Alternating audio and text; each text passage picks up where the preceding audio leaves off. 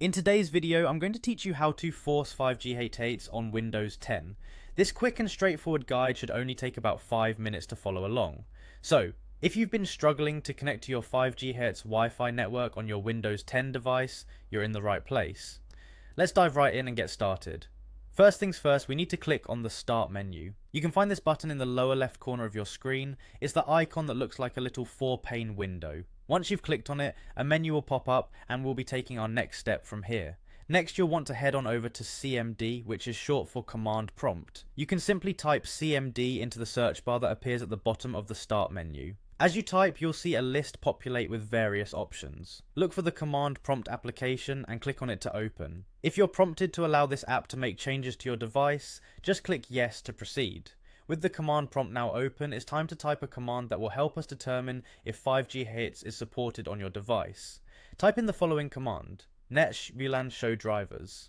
It's important to type it exactly as shown here, without any extra spaces or characters.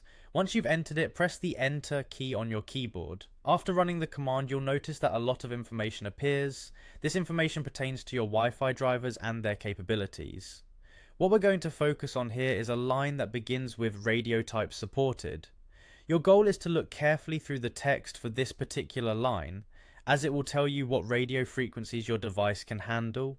When you find the radio type supported line, you're looking for specific terms: 802.11a, 802.1na, or 802.11ax. If you spot any of these, congratulations, your device supports 5G hits. If you see A, AC, or AX listed after the radio type supported line, that means your Wi-Fi adapter is capable of connecting to a 5 GHz network. If you're in this category, you're all set to enjoy faster Wi-Fi speeds on the 5 GHz band. And there you have it. Now you know how to determine and ensure that your Windows 10 device can connect to a 5 GHz Wi-Fi network.